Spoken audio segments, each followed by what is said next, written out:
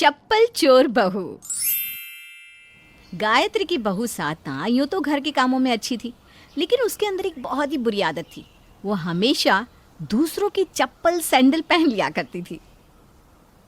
क्या हुआ माँ, तुम गेट पर क्या ढूंढ रही हो?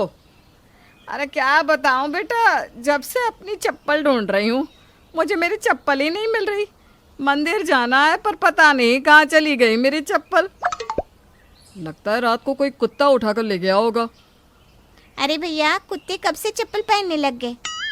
दरअसल ना भाभी मम्मी की चप्पल पहन कर निकल गई है। बहू का भी दिमाग खराब है, आए दिन किसी ना किसी की चप्पल पहन लेती है। अब मैं मंदिर कैसे जाऊंगी?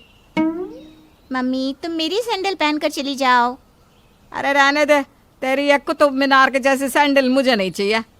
पता चला मैं मंदिर की जगह अस्पताल पहुंच गई। कोई बात नहीं, मैं नंगे पाँव ही चली जाऊंगी। इतना कहकर गायत्री मंदिर की ओर निकल जाती है। थोड़ी देर के बाद साधना घर लौटती है। ये सब क्या है साधना? तुम माँ की चप्पल पहनकर क्यों चली गई थी? मैंने पिछले हफ्ते ही तुम्हें नई सैंडल लाकर दी थी ना। दरअसल मैं कल मोहल्ले में एक बर्थडे पार्टी में गई थी। पता नहीं मेरी सैंडल कोई चुरा कर ले गया। मेरे पास सैंडल नहीं थी, इसलिए मम्मी जी की चप्पल पहनकर चली गई। इस तरह दूसरों की चप्पल सैंडल पहनना बुरी बात है, आगे से ध्यान रखना।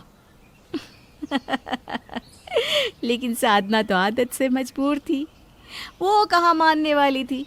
फिर एक दिन, साधना, ओ साधना, मेरे जूते कहाँ हैं? मुझे ऑफिस के लिए देर हो रही है। भैया, भाभी तो थोड़ी देर पहले ही घर से बाहर गई हैं। शायद वो बाजार की तरफ गई होंगी। ठीक है, लेकिन मेरे जूते कहाँ हैं? रोज तो मैं यहीं रखता हूँ, आज अचानक कहाँ गायब हो गया? मुझे तो लगता है कि बहू तेरे जूते पहनकर चली गई है। लेकिन वो आदमियों के जूते कैसे पहन सकती है माँ? मैंने 2 दिन पहले ही उसे सैंडल खरीद कर दी थी। आने तो उसे, आज मैं उसे नहीं छोड़ूंगा। थोड़ी देर बाद साधना आइसक्रीम खाते हुए घर आती है। साधना ने अपने पति राकेश के जूते पहन रखे थे। साधना, आखिर तुम किस मिट्टी की बनी हो? तुम्हारी वजह से मुझे ऑफिस जाने में देर हो गई। तुम्हारी सैंडल कहाँ है जो तुमने मेरे जूते पहन रखे हैं? अब क्या बताऊं जी, दरअसल ना कल मैं थिएटर में जय संतोषी माँ फिल्म देखने गई थी। सामने देवी माँ को देखकर मेरा मन श्रद्धा से भर गया।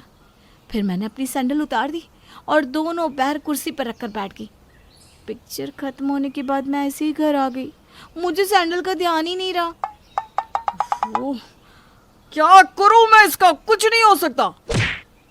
अरे बहू, अभी भी वक्त है, सुधर जा, वरना तुझे बहुत पछताना पड़ेगा। ये कोई अच्छी आदत नहीं है। लेकिन साधना पर कोई असर नहीं पड़ता। वो राकेश के जूते उतार कर अपने कमरे में चली जाती है और मज़े से बैठकर आइसक्रीम खाने लगती है। फिर एक दिन गायत्री के घर पर उसके कुछ रिश्तेदार आते हैं। उनमें से एक औरत ने बहुत ही सुंदर सैंडल पहन रखी थी। सारी औरतें अपनी चप्पल सैंडल उतार कर घर के अंदर चली जाती हैं। अरे वाह, ये सैंडल तो बहुत अच्छी है, लगता है बहुत कीमती है। और उसके बाद साधना सैंडल पहनकर बाहर घूमने चली जाती है। इसी दौरान साधना को उसकी सहेली रीना मिलती है और बातों ही बातों में दोनों कई घंटे बिता देती हैं। दूसरी तरफ गायत्री के घर पर आए रिश्तेदार जब वापस जाने लगते हैं तो जिस औरत की सैंडल साधना पहन कर गई थी, वो औरत अपनी सैंडल के लिए परेशान हो जाती है। अरे, मेरी सैंडल कहाँ चली गई? मैंने यहीं पर तो उतारी थी। गायत्री और उसकी बेटी दोनों एक दूसरे का मुंह देखने लगती हैं। तभी गायत्री की बेटी धीरे से उसके कान में कहती है, मम्मी, लगता है भाभी मौसी की सैंडल पहनकर चली गई हैं। अब हम क्या करें? अरे करना क्या है, अब इसमें हम कर ही क्या सकते हैं? क्या हुआ? तुम दोनों माँ बेटी खुसुर पुसुर क्या कर रही हो? अब दीदी, तुम एक काम करो ना, मेरी सैंडल पहन कर चली जाओ। नहीं नहीं, मेरी सैंडल बहुत कीमती थी, मैं अपनी ही सैंडल पहनूंगी। लेकिन मेरी समझ में नहीं आ रहा कि मेरी सैंडल गई कहाँ? तेरे घर से चोरी होती है क्या? अगर तूने पहले बताया होता तो मैं अपनी सैंडल घर के अंदर रख देती। जी जी मौसी जी, हमारे मोहल्ले के बच्चे ना बहुत शरारती हैं। शायद कोई बच्चा आपकी सैंडल उठा कर ले गया होगा। बड़ा अजीब है तुम्हारा मोहल्ला। कविता, तू सैंडल का रोना छोड़, हमें निकलना चाहिए, वरना शाम की बस छूट गई तो हम अपने घर नहीं पहुंच पाएंगे। फिर आखिरकार मजबूर होकर उस औरत को नंगे पांव ही वहां से जाना पड़ता है। रिश्तेदारों के जाते ही साधना आती है, वो भी गाना गुनगुनाते हुए। आज मैं ऊपर आसमान नीचे, चलो सीधे क्यों। आ गई महारानी, क्या बात है, आज तो तूने बहुत ही चमकदार सुंदर सैंडल पहन रखी है। कहाँ से खरीदी? ये तो मौसी जी की सैंडल है। मुझे लगा मौसी जी को जाने में देर हो रही होगी, इसलिए मैं थोड़ा जल्दी आ गई। हाँ भाभी, तुम तो बहुत जल्दी आई हो। बेचारी मौसी जी नंगे पाँव यहाँ से चली गई। हे भगवान, मैं अपनी बहू का क्या करूं, क्या करूं, क्या करूं। समझा समझा कर थक गई हूँ, लेकिन इसके कान में जो तक नहीं रेंगती। अब रहने भी दीजिए ना मम्मी जी, मैंने कोई चोरी नहीं की, ना ही कोई डाका डाला है। ये लीजिए आपकी बहन के सैंडल। इतना कहकर साधना सैंडल उतार कर फेंक देती है और अपने कमरे में चली जाती है। फिर कुछ दिनों बाद गायत्री अपने परिवार के साथ एक शादी में जाती है। साधना परिवार वालों से अलग होकर यहाँ वहाँ घूमने लगती है। थोड़ी ही देर में वो शादी के हॉल में बने दुल्हन के कमरे के बाहर पहुँचती है। वहाँ दुल्हन की खूबसूरत सैंडल रखी हुई थी। साधना अपनी पुरानी सैंडल उतार कर उसे पहन लेती है। वाह, क्या बात है, सैंडल की फिटिंग कितनी अच्छी है। उसके बाद वो बाहर लॉन में जाकर मज़े से खाना खाने लगती है। थोड़ी देर के बाद फेरे लेने के लिए दुल्हन को बुलाया जाता है। हे भगवान, मेरी सैंडल कहाँ चली गई? मैंने तो यहीं दरवाजे के पास रखी थी। मम्मी, ओ मम्मी।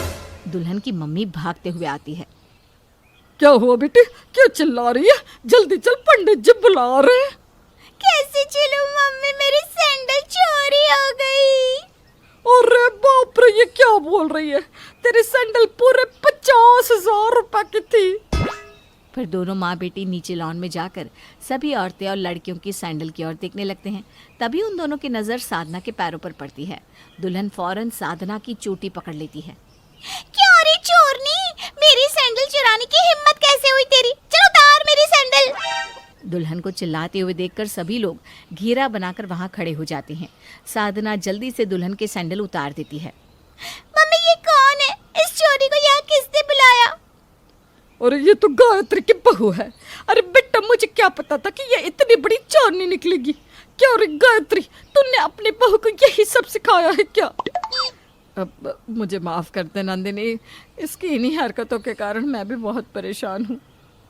तू अपनी बहू को इसी वक्त यहाँ से लेकर चली जा, वरना अगर मेरा सिर घूम गया ना तो मैं कुछ भी कर बैठूंगी। इस तरह साधना की वजह से गायत्री और उसके परिवार को बड़ी शर्मिंदगी झेलनी पड़ती है। उसके बाद वे सभी साधना को लेकर वहाँ से चले जाते हैं। घर जाने के बाद सभी लोग साधना को खूब डांट लगाते हैं, लेकिन चोर चोरी से जाए, हेरा फेरी से ना जाए। साधना भी कहाँ सुधरने वाली थी। धीरे धीरे साधना के ससुराल वाले समझ जाते हैं कि इसका कोई इलाज नहीं है और वो सभी उसे उसकी हाल पर छोड़ देते हैं।